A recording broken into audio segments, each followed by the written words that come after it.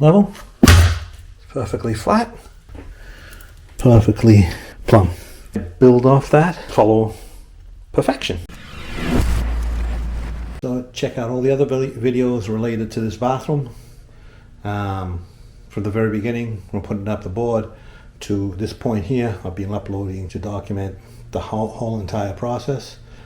I was actually gonna start the, I actually put down the Ditra heat because I was gonna have to install the floor tile because we didn't have the wall tile, but the wall tile came in, so I can actually, I'll just cover the floor a little bit and I can start on the wall tile.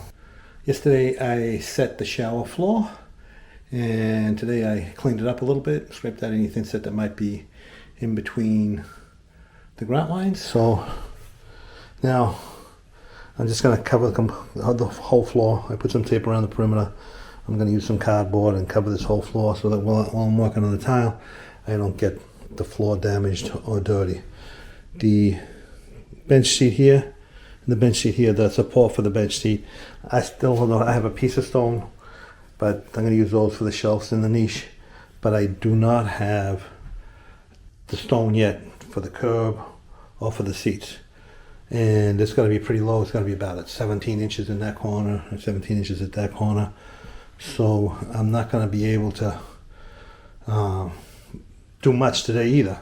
It's just one of those jobs. So there's been a lot of delays with getting materials. It's the holiday season, so I don't really care. Plus, I don't really want to work that hard anymore. If I can get some time off, I'm happy to get it.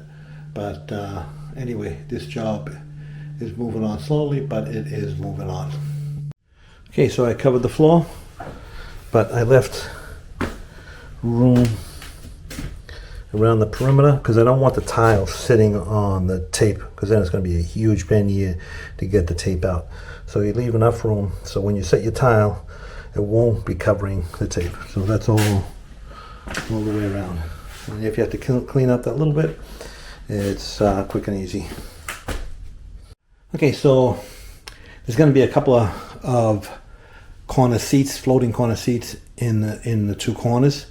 So I don't like to just cut the stone into the marble and have just the tile support it.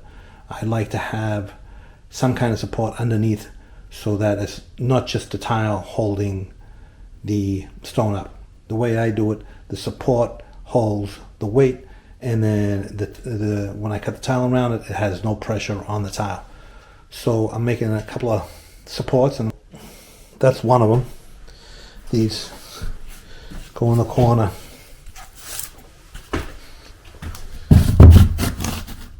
Like that. I'm aiming at the right height.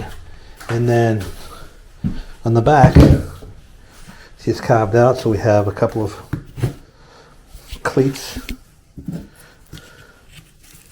So you screw these into the wall. You put the sealant on to adhere the cleats to the wall, and you put in a couple of screws. The screws are just there to hold it while the sealant dries. And then you put sealant all over the place, and you're basically gluing it on. Once that sealant dries, it's as strong as can be. You can stand on it and it won't fall off. Figure out the height. So these 4 1/2-inch. If you can get 2-inch material, that's fine. But these are just 4 1/2-inch pieces, board cut to a triangle, and then I cut out 1 inch for the cleats all the way around. And so I'm gonna figure out now the finished height has to be around 17 inches. So the top of the stone from the floor, the finished height has to be around 17 inches.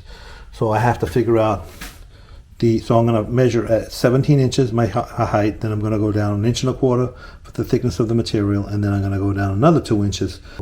The top part of the support is going to be 1.25 inches below the 17 inches, and the bottom part is going to be 2 inches below that. You'll see in a second. Okay, so this is my stone. So the top of my seat is going to go like that. So these cleats here are going to go on the bottom like this, and then this here will sit on the cleats.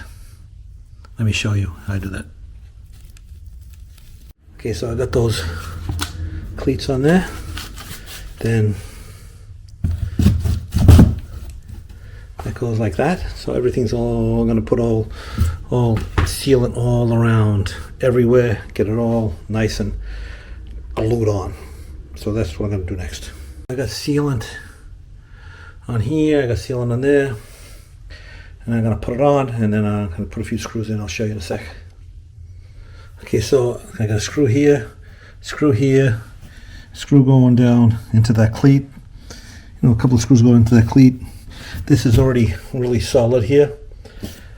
Now I'm going to put some sealant all the way around, and it's all waterproof. I'm going to make sure it's all waterproof. Okay, so I got a bit of sealant on there.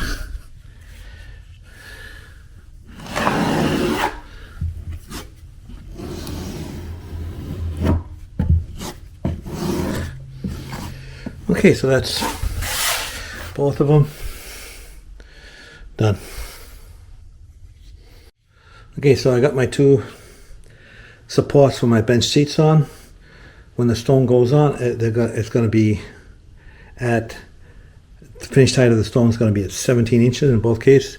So I got a niche for there and a niche for there. First I'm going to tile up to it so I can get the bottom part of the niche on a grout line. It's going to be 20 inches. This is the tile. It's a porcelain tile.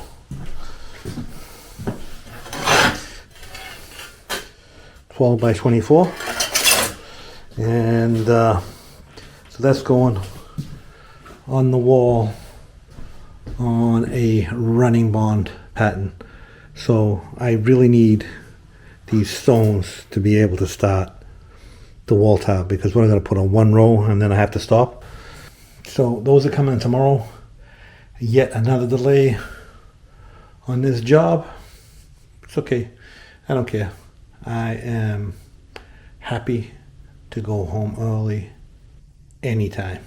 Okay, so the bench seats came in and I'm setting myself up ready to install some tile. So I set up my snap cutter and my not wet saw, but my tile saw, because I'm using the IQ saw at waist height, so I don't have to bend down to cut stuff. Here's my IQ saw. Here's my snap cutter.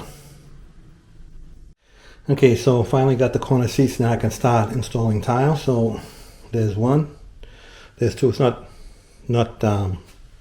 cemented in yet, but I will be doing that in a minute. And it's level from one to the other, so you want it to be level across the front, and you want it to be pitched on the sides, so that when it gets wet, water will run off and not towards the back. So I'm going to cement those two in, that one and that one.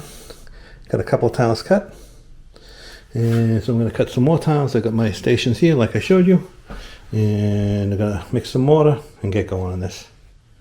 Okay, so I got my whole bottom row cut. 1, 2, 3, 4, and I got my level laser line. So I'm gonna put this bottom row in. I'm gonna make sure it's perfectly flat, it's perfectly plumb, and then I can build on top of that and know as I go up and I follow the bottom, it's gonna be all exactly where I want it to be. So I'm gonna get this bottom row in first, and then I'm gonna put those two corner seats in, and then I'm gonna put the next row in, cut around those seats. So this is my trowel, 1/2 inch U-notch. That's my mortar, mixed according to manufacturer specifications and directions. Got my horseshoe spaces, got my leveling clips, got some wedges, ready to go. Okay, so I got my first bottom row of tile on, and it's perfectly flat and perfectly plumb and perfectly level. I'm going to show you that in 1 second. So you always want to make sure you get your first row perfect. A lot of people like to use a ledger board and start from the second row and then work up and then put the bottom row in afterwards. I just like to start with the bottom row so it's all done and I don't have to come back and fool around with fitting stuff in. So I don't know if you can see the laser line. The laser line on the bottom of the level. It's perfectly level. It's perfectly flat. And it is perfectly plumb. So now I know when I build off that, and I am going to just follow perfection. Okay, so I got the first couple of rows in. Cutting around the bench seats is not an easy task, but I got them done, obviously, because there's no other choice but to do it. That one there is cut in, and that one there is cut in, and I've checked everything. Everything is plumb, flat, and level. So now I'm gonna, I'll just cut that corner in over there, and I'll cut that corner in over there, and then I will continue up. So sometimes people ask, why does it take so long? Well, when you've got bench seats and you've got niches and everything, well, there's a lot of cutting. For example, in this whole wall that I've done so far, there's only 3 full tiles. 1, 2, 3. The whole bottom had to be cut. Had to cut around that bench seat, top and bottom. Had to cut around that corner seat, top and bottom. That tile's cut. That tile's cut. So there's only 3 full tiles. 1, 2, 3. Everything else had to be cut. Okay, so I cut the niches in. There's 2 of them, 2 20-inch by 12-inch niches, and I spaced them equally, best I could. They had to fit between studs, so there's not really much room for play. Just a little bit left and right, up and down. It's going to be a full tile. So from here to here is going to be a full tile. This is the center line. From here to here, it's the same distance as from here to here. And this one I already put in. This one here, I've only got a couple of screws holding it in. I'm going to take it out, put some sealant all the way around, and then screw it in, and then do the same as this one here. You might ask, why have I got a Schluter niche? Schluter niche on a Hydraband, Lanacrete Hydraband board shower. Well, number one, that's what I could get, and so that's what I'm using. So for anyone that's wondering, this is the sealant that goes in that gun. It's just, you can get these are 20, what they call 20-ounce sausages. It's called a sausage, and you just stick that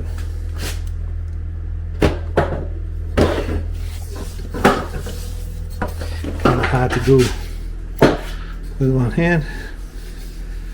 Just stick that in there, then you poke some holes in the top with a utility knife, and you put the cap back on. So you can get, if you don't have a sausage gun, you can get that same sealant in the regular caulking gun tube, regular 10-ounce tube. It's just more economical to get the sausage. Plus, it's a lot quicker because you can go twice as far with the sausage gun as you would with a 10-ounce tube, and you're not changing it all the time. So for anyone wondering, you put a nice big fat bead of sealant all the way around. Then you pop your niche in, and then you put another bead. Well, I'll show you. Okay, so I got both niches in. Now I'm going to put another bead all along the seam, and then spread it out like that. if some of it squeezed through.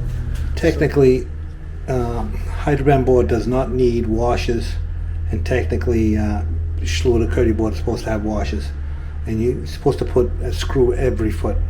So because I don't want to use the washers on this, I'm putting a screw every 6 inches. So, and then plus the sealant between the two boards, so that's bonds them together, so it's not going to move once it dries. So I'm just going to put another bead of sealant all the way around. Let's see if I can show you.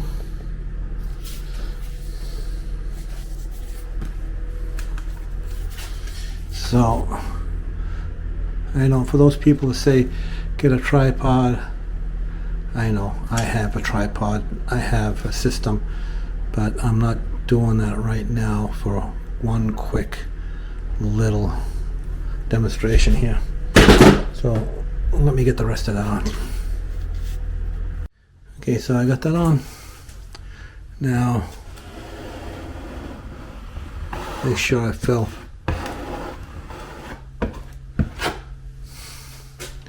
And we'll call that done. Okay, so finally got some tile on. Wasn't very quick today because it was a lot of cutting. As I said before, there was only 3 full tiles that I put on. Then I had to figure out exactly where to put the niches in, cut the niches out, and cement those in. So now I'm gonna let this dry. It's Friday, and come back Monday and keep going with the tile. So make sure you check out the rest of the videos in this series about this shower. So I will be back on Monday.